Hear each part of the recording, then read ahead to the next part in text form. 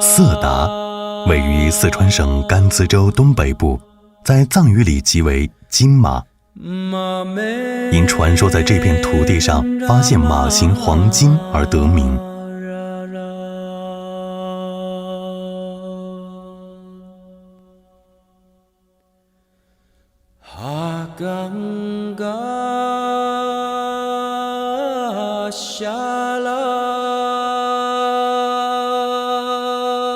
这片红色山谷之中蕴藏着色达留给今世之人的旷世财富，便是璀璨的佛学。这里被藏传佛教徒誉为圣洁之地。五明为梵语，意为声明、音明、一方明、工巧明、内明，概括了佛教的知识体系。喇荣五明佛学院因此得名。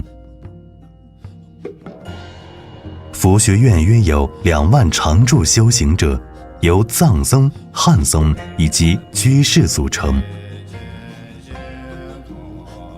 这里也因为包容了佛教中不同的教派而闻名于世。满山的红色木屋便是他们居住的地方。在这片信仰的乌托邦，人们身上的任何标签都被小心地揭下，安放远方。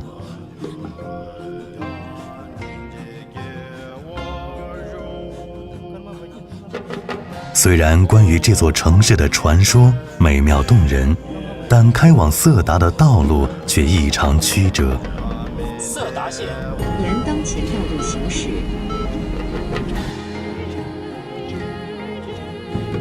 色达全境海拔在4000米以上，地处巴颜克拉山南麓的山褶皱带。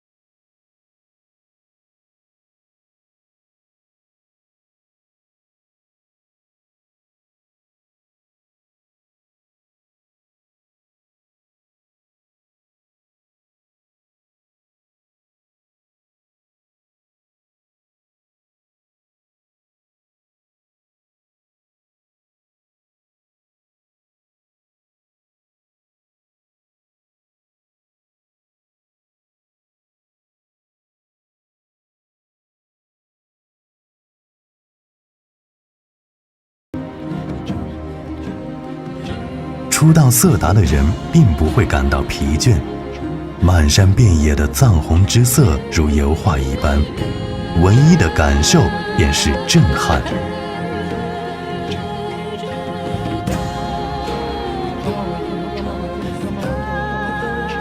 山上的木屋为喇嘛区，专供男性佛教人员居住；中间区域为居士林，供俗家信佛学佛的人居住；山下是女性僧人居住的地方，称为觉母区。无论汉僧、喇嘛还是觉母，甚或怀揣求知心与好奇心而来的居士和旅行者，都在这片信仰的乌托邦追求着内心的完满。矗立在山顶的便是五明佛学院最殊胜的建筑坛城。坛城又叫曼陀罗，体现了藏传佛教的宇宙观，通常以平面图形的方式供人观想。五明佛学院拥有全世界唯一可以转绕的实体坛城。来自远方的行者喃喃吟诵着如诗般的梵咒，仿佛一段旅程，人和法器在念经声中周而复始的运动，转经、转寺、转山，在藏地各自不同的旋转半径记载着功德的差异。因为有了信仰，人们变得不再焦虑，不再恐惧。磕长头的信徒围绕坛城周边，面向坛城诚心叩拜，不修今生，只为来世。在这个充满物质享受、精神空虚的年代里，在这里生活学习的人们静谧地享受着他们的精神信仰与快乐。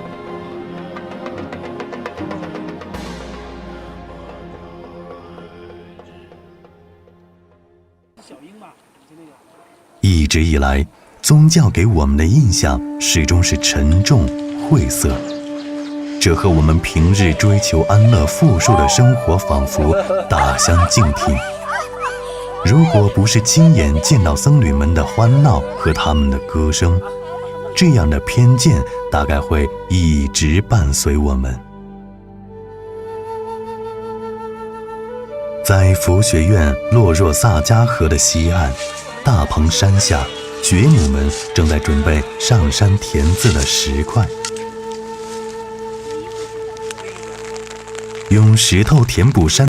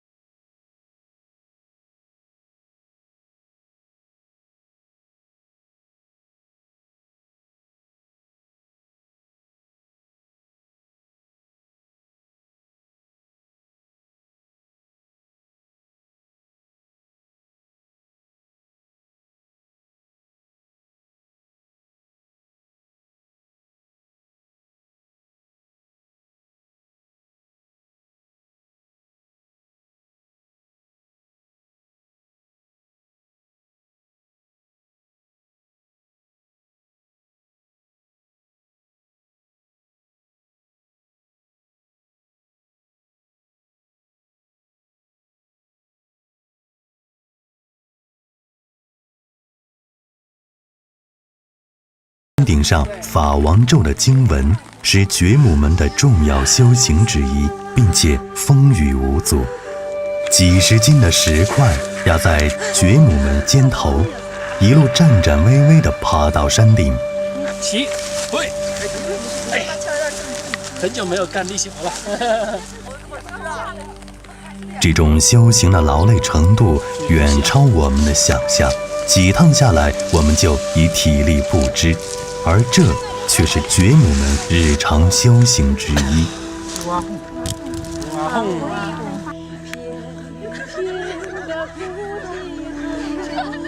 每次的修行，觉母们绝不会有半点埋怨，他们总是用自己欢快的歌声结束填字修行。他们中一位面容端庄的觉母吸引了我们的注意。交谈中得知，他叫妙道。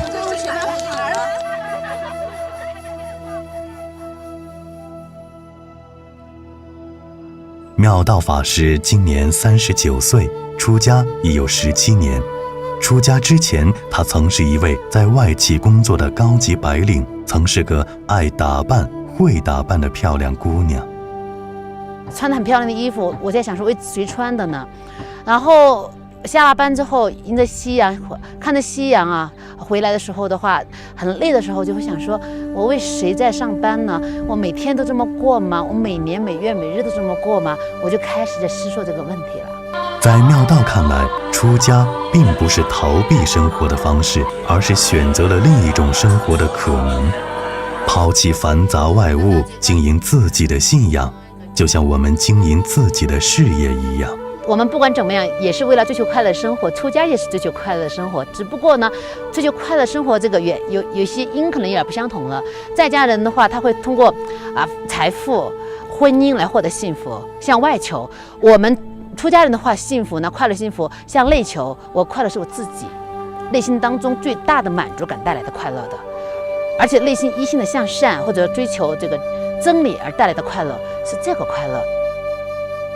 我们常常把快乐交给了外境，满足了标准才会幸福，如此便有了各种的条件。然而，真正的快乐原来只在心上，向内心发掘智慧，不再被那些标签所束缚。这正是宗教带给我们的人生启迪。白马是在武明佛学院修行的一名汉僧。与藏僧不同，汉地僧侣更多的是在成年后自主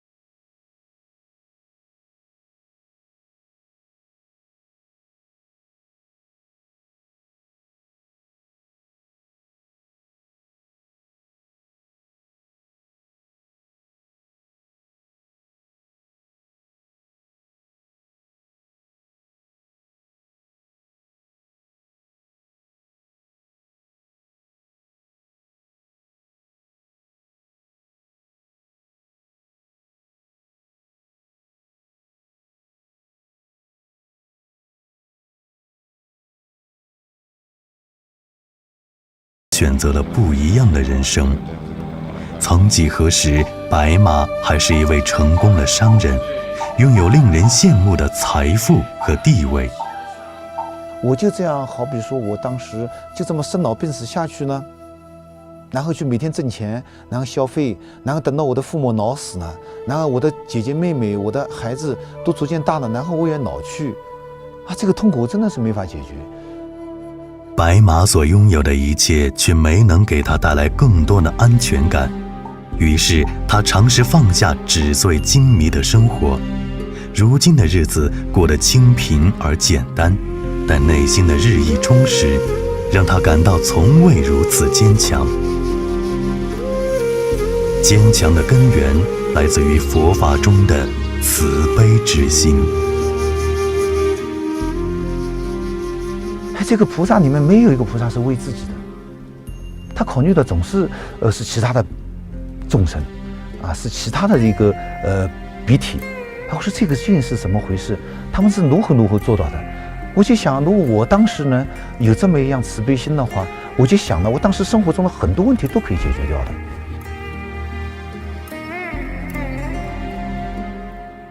便利他人本是人类最为重要的本性之一。随着人类社会物质化生活的飞速发展，利他的本性也被我们隐藏在灵魂深处。人本就不能自私地活着。佛法中的慈悲之心，正是要唤起人类关怀他人的本性。关怀他人所带来的认同感，圆满了人生的意义，自然也就冲淡了恐惧生死别离的执念。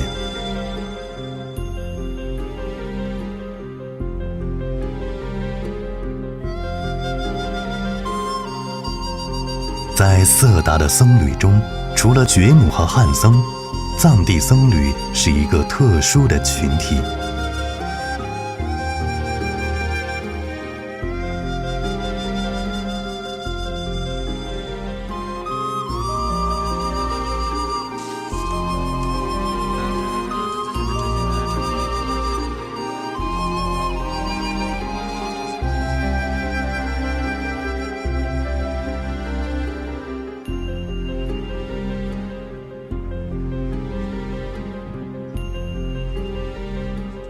除了学习诵经，还有一项活动也是藏僧们的必修课——辩经。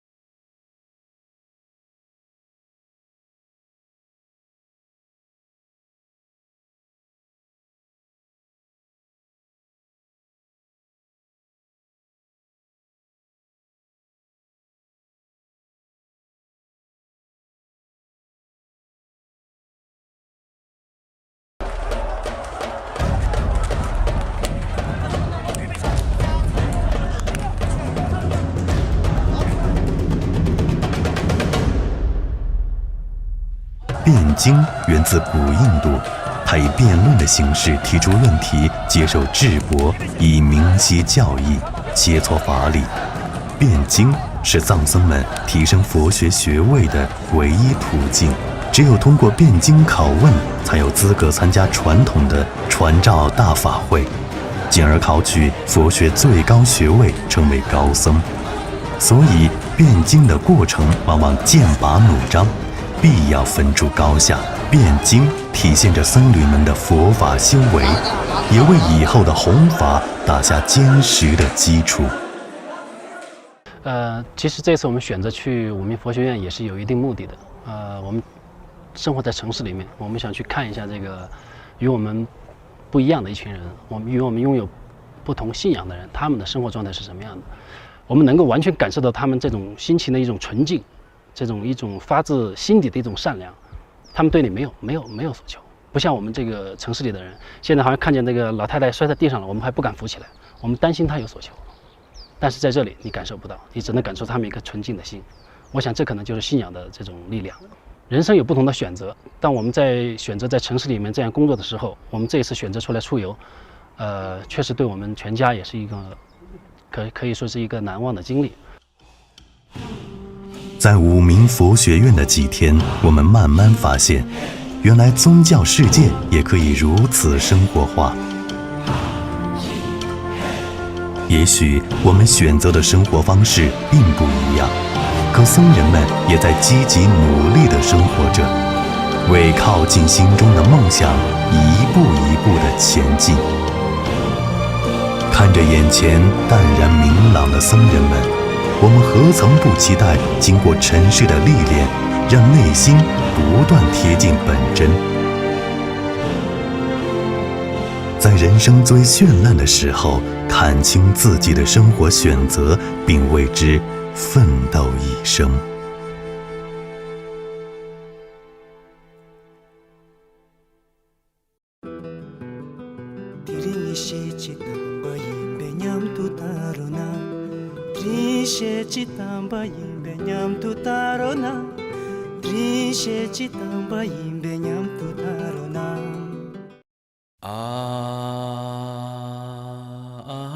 Asya samaha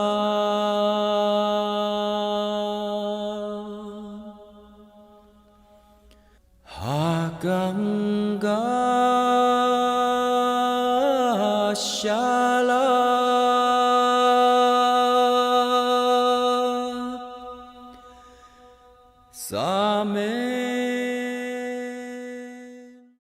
福特，竟无止境。